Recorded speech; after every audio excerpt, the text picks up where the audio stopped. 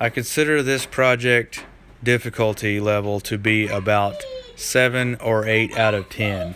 So I encourage you to do research and make sure you have all your ducks in a row before you take on a project like this.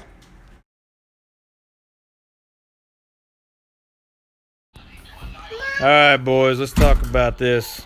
This is how I put these Corvette wheels on this half-ton Silverado. Corvette wheels have a small Chevy bolt pattern.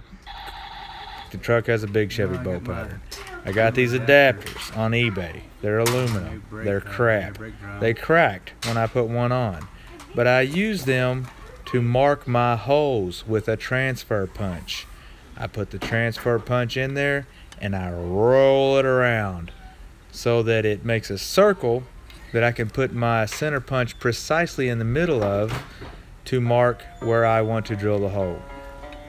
I had to do this on the brake drum as well as on the axles, as you'll see in just a second. Why not get this done at a machine shop, you say? Well, you might be just as well off, but this is how I did it. So the idea is to put your center punch in the middle of the circle so that you can be as precise as possible when you get ready to drill the holes.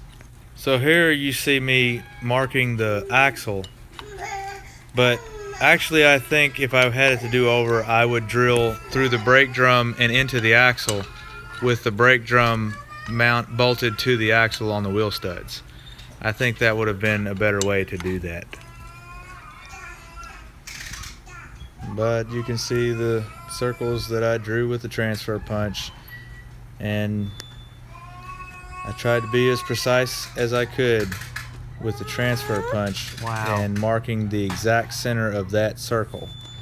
I felt like being meticulous would be beneficial.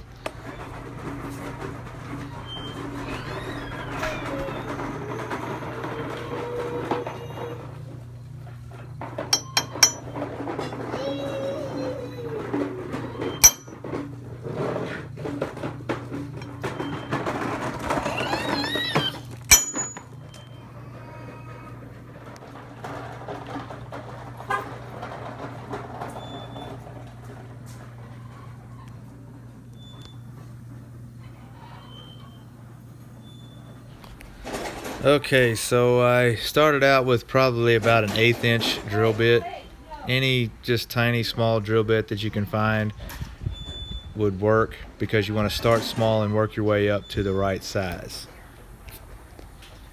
However big your studs are that you're going to use determines how big of a hole you need, and you have to be very precise when you choose the drill bit so that the studs embed themselves into the axle so they don't spin when you tighten up the lug nuts. By the way, I loosened up the original studs with a bigger hammer with the lug nut on the stud so it wouldn't mess the stud up too bad. So they didn't just come out as easily as it did in this video. And for whatever reason, I have the wheels, what I had to do to them, in the middle of the video before I show you what I did to the front brake rotors, but the brake rotors are very similar to what I did to the back. But this adapter fits on the wheel because it has the studs for the 4 3/4 bolt pattern. And I got lucky because a 3-inch hole saw fits perfectly into the middle of the adapter. Wow.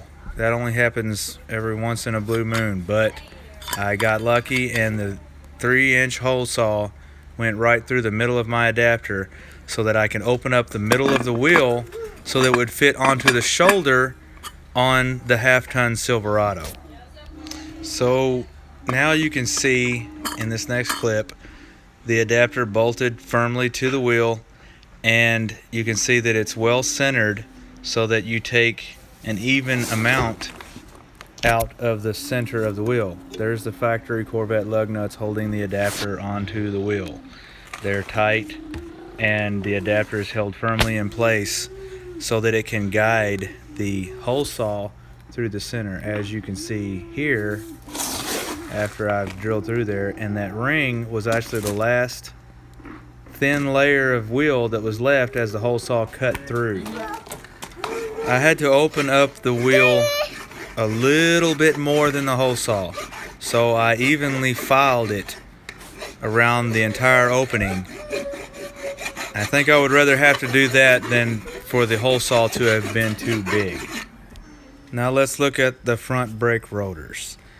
I already drilled the holes out, but I wanted to show you that I had to shave a little bit off the side of the stud bolts so that they would go into the back of the rotor, which, by the way, you'll have to do every time you buy rotors. But let me flip one of these up here. You'll see that there was a little bit of an obstruction there where I had to drill the holes, so the side of the stud bolt needs to be shaved so it fits into that new hole there where that obstruction is.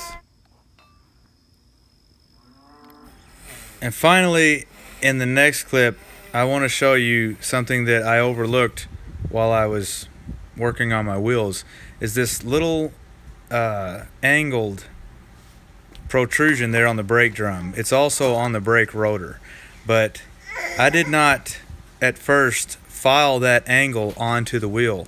But if you notice on the factory wheels, they also have that. Why they do that, I don't know. But you have to get the file in there at an angle and file all the way around evenly, as you see here, so that it clears that angled protrusion on the brake drum and on the brake rotors. Maybe that's for stability. I don't know why it's there, but it has to be done on the wheels or they will not seat properly on the vehicle. So it took me about a month to do this to this truck. I also put 2-inch drop spindles on the front and dropped the back 4 inches with shackles and brackets. Would I do it again the same way? I don't know. Maybe next time I try this, I might actually take the axles and the brake rotors to a machine shop and see what they would charge me to drill the holes precisely where the stud bolts need to go. The center caps actually fit perfectly on the wheels, just like they would if they were on a Corvette. I wish I had a picture of those on the wheels, but I don't.